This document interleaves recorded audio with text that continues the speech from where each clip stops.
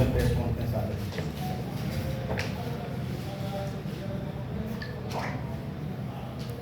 हम जानते हैं कि देश में लोकतंत्र का पर्व चल रहा है और उसी संदर्भ में नागौर का चुनाव भी बहुत ही दिलचस्प है। और मैं नागौर के चुनाव को दिलचस्प इसलिए कह रहा हूं क्योंकि यहाँ पे हमको बहुत ही एंटरटेनमेंट दिखाई देता है। जो यहाँ के सांसद रहे हनुमान भाई, मैं उनको नागौर का राहुल गांधी कहता हूँ।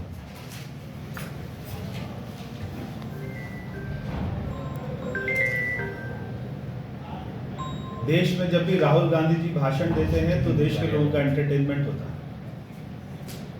वो जब भी पार्लियामेंट में बोलते हैं तो पार्लियामेंट का एंटरटेनमेंट करते हैं और लोग भी उनका भाषण इसीलिए सुनते हैं कि वो सारे देश को हंसाते हैं। मैं भी यही देखता हूं कि हनुमान जी देश के लोगों का हंसाने का काम ज्यादा करते हैं, विकास का काम कम करते हैं।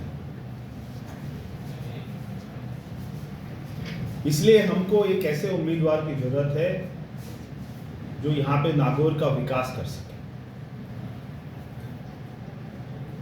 हमको अगर एंटरटेनमेंट देखना होगा तो वो तो हम कोई जो है टीवी खोल के कपिल शर्मा का कॉमेडी सर्कस भी देख सकते हैं। अगर हमको विकास चाहिए, हमको नागौर में भारत सरकार की परियोजनाएं चाहिए, हमको यहाँ पे 1000 करोड़ रुपया कि जो यहाँ की जनता चाहे वो सांसद हमारी सरकार से लेके आ सके, हमको ऐसा नेता चाहिए।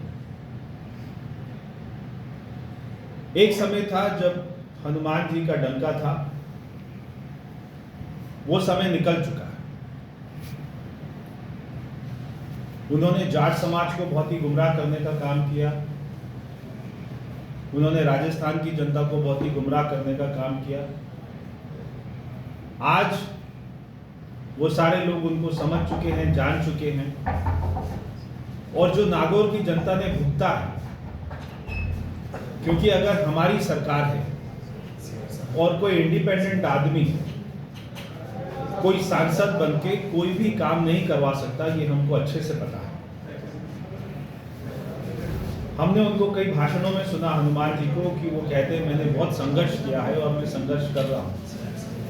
तो आपका संघर्ष तो ठीक है, मगर आप ये नागौर की जनता का संघर्ष क्यों करवा रहे हैं? हम सभी जानते हैं कि देश में मोदी सरकार बन रही है, अच्छे खासे बहुमत से बन रही है और वो तीसरी बार प्रधानमंत्री पद की शपथ लेंगे। तो ऐसे समय में जब देश में सरकार बने और उस समय में अगर सांसद कोई और पार्टी का हो तो मैं समझता हूं काम कभी भी नहीं होता। तो यहाँ पे नागौर की जनता को चुनना है कि उनको एंटरटेनमेंट चाहिए या उनको विकास चाहिए। क्योंकि मैं जितना जानता हूं, कोई भी इंडिपेंडेंट आदमी आकर वो चाहे सरकार के पास में जितना मर्जी रोए, मगर अगर वो हमारी पार्टी का होता है तो उसके काम ज्यादा होते हैं। क्योंकि राजस्थान में भी हमारी सरकार, तो आज जब राजस्थान में हमारी सरकार है, देश में हमारी सरकार है, तो ऐसे समय में नागौर की जनता को ये चाहिए कि वो यहाँ पर भारतीय जनता पार्टी को जिताए, यहाँ पर हमारे उम्मीदवार को जिताए। आज तो पूरी दुनिया में मोदी जी का डंका बज रहा है। हमने जितनी भी घोषणाएं करी, आज वो सारी घोषणाएं हमने पूरा किया और आज के दिन ही सुबह प्रधानमंत्री जी ने हमारी पार्टी का नया मैनिफेस्टो भी जारी किया और आज के दिन ही बाबा साहब भीमराव अंबेडकर जी की जयंती भी है। मैं आज उनको भी नमन करता हूं और मैं ये भी कहना चाहता हूं कि विपक्ष के पास में आज और कोई मुद्दा नहीं बचा, इसलिए आज वो जनता को गुमराह कर रहे हैं कि भारतीय जनता पार्टी आरक्षण को खत्म करेगी। आज मैं बाबा साहब की जयंती पर ये कहना चाहता हूं कि सारे विपक्ष के लोगों के पास में पहले हमको याद है जब भारतीय जनता पार्टी चुनाव जीतती थी तो ये कहते थे ईवीएम हैक कर लेते हैं। हम जो है ईवीएम की मशीन में गड़बड़ी, तब ये सुप्रीम कोर्ट गए, वहाँ से इनको मुंह की खानी पड़ी। फिर उसके बाद में रफाल चिल्लाते रहे कि रफाल में घोटाला हो गया, रफाल में ये हो गया। फिर ये सुप्रीम कोर्ट गए, वहाँ से मुंह की खानी पड़ी। फिर ये बोलने लग गए ईडी सीबीआई। अब ईडी सीबीआई, अगर आप लोग जो है भ्रष्टाचार करेंगे, अगर आप लोग जो है डाका डालेंगे, अगर वहाँ पे पश्चिम बंगाल में भ्रष्टाचार होगा, वहाँ के मंत्री के यहाँ से 51 करोड़ रुपए कैश मिलेगा, अगर कांग्रेस के नेता के यहाँ पे झारखंड में अगर वहाँ से 350 करोड़ रुपया कैश मिलेगा, तो ईडी सीबीआई को क्या हमने घर पे बैठने के लिए बनाया है? तो क्या ईडी सीबीआई को भारतीय जनता पार्टी ने बनाया है? ईडी सीबीआई को तो हमसे पहले कांग्रेस की सरकार ने बनाया, मगर वो ये काम उनसे नहीं करवाती थी, क्योंकि वो खुद ही भ्रष्टाचार करती थी, इसलिए वो अपने आप को कैसे पकड़वाती थी। मगर हमारे प्रधानमंत्री ने कहा था कि ना मैं खाऊंगा ना मैं खाने दूंगा। इसलिए ये सारे विपक्ष को मालूम है, जो कि 10 साल से बेरोजगार घूम रहे हैं, कि प्रधानमंत्री जी किसी भी कीमत पर भ्रष्टाचार से समझौता नहीं कर सकते। इसलिए ईडी सीबीआई आज जो काम कर रही है, मैं उनको बधाई भी देता हूं कि वो ऐसे भ्रष्टाचारियों को पकड़ के लेके आ रही है, उनको जेल में डालने का काम कर रही है। और आज जो इंडिया अलायंस है, इनके ज्यादातर नेता तो अपना तिहाड़ जेल में ही बैठे हैं। मैं अगर बात करूं अपना तेलंगाना के मुख्यमंत्री जो थे पहले, आज जो उनकी बेटी है वो भी तिहाड़ जेल में है।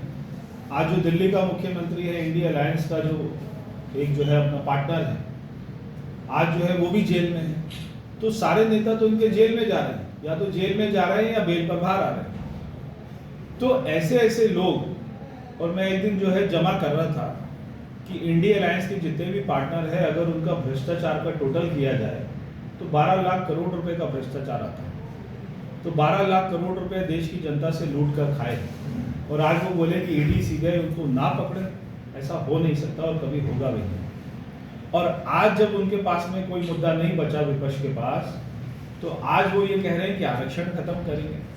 प्रधानमंत्री जी ने, अभी आपने सुना होगा 2 दिन पहले दौसा की रैली में कहा था कि बाबा साहब अम्बेडकर जी भी अगर धरती पर आकर मुझे कहेंगे कि आरक्षण खत्म कर दो, तो मैं आरक्षण खत्म नहीं करूंगा, और जो संविधान बन गया है, जो आरक्षण हो गया है, वो हमेशा जारी रहेगा। इसलिए मैं सारी जनता को भी ये कहना चाहता हूँ कि आपके यहाँ पर जो आपके कांग्रेस के समझौते से एक जो आपके पूर्व सांसद यहाँ पे उम्मीदवार बने हुए हैं, अगर मेरे एससी समाज को, एसटी समाज को, अनुसूचित समाज को याद होगा कि 2011 में हनुमान बेनीवाल ने क्या कहा था। ये वही हनुमान बेनीवाल है जिन्होंने पत्र लिखा था जब वो एमएलए थे, और उन्होंने सरकार को पत्र लिखा था कि एससी की प्रमोशन को रोका जाए, जो एससी को प्रमोशन में आरक्षण मिलता है उसको रोका जाए। ये वही हनुमान बेनीवाल है जो आज जाकर एससी के पास में जाकर उनको गुमराह कर कर उनकी वोट मांगने का काम कर रहे हैं, क्योंकि उनका कांग्रेस से समझौता हो गया। तो जो व्यक्ति एससी का आरक्षण का विरोध करे, जो उनको प्रमोशन जो मिलती है उसमें उनके आरक्षण का विरोध करे, ऐसा व्यक्ति एससी एसटी समाज का क्या भला करेगा, मैं जनता से पूछना चाहता हूँ। और उन्होंने ये भी कहा था कि भाई अगर ये आगे बढ़ गए तो हमारी दरी कौन बिछाएगा। तो अगर ये एससी समाज को केवल दरी बिछाने वाला समझते हैं हनुमान जी, तो मैं उनको कहना चाहता हूँ कि आपका राजनीति जो भी सारा गेम प्लान था वो सारा खत्म हो चुका है। बहुत ही मुश्किल से विधानसभा का चुनाव आप लोग जीते हो, केवल 1 सीट आपकी अकेले की आई है, मगर इस बार नागौर की जनता, राजस्थान की जनता समझ चुकी है कि आपको वोट देकर वो केवल अपने बच्चों का भविष्य खराब करेंगे, वो केवल नागौर का भविष्य खराब करेंगे। अगर नागौर का भविष्य किसी के उज्जवल हाथों में है तो उनका नाम है नरेंद्र मोदी, अगर किसी के हाथों में है तो उसका नाम है ज्योति मिर्धा, क्योंकि वो एक टीम बनकर, अगर राजस्थान का भविष्य किसी के हाथ में है तो उनका नाम है मुख्यमंत्री भजनलाल शर्मा। जब ये टीम बनती है, और आपने देखा होगा, और मैं नागौर की जनता को कहना चाहता हूँ कि हम जो बैग में ताला लगाते हैं, एक वो ताला आता है जिसमें 3 नंबर होते हैं, अगर वो 3 नंबर का कॉम्बिनेशन ठीक नहीं हो तो ताला खुलता नहीं है, बंद भी नहीं होता। अगर ऊपर का नंबर आपने मोदी जी को दिया, नीचे का नंबर आपने भजनलाल शर्मा जी को दिया, तो बीच का नंबर अगर वहाँ पे ज्योति मिर्धा नहीं आएगी तो ये कड़ी आपकी टूट जाएगी, विकास का ताला कभी खुलेगा नहीं। इसलिए तीनों नंबर को ठीक से डालो, तीनों नंबर का एक अच्छा कॉम्बिनेशन बनाओ तो यहाँ का नागौर का विकास का ताला खुल सकता है।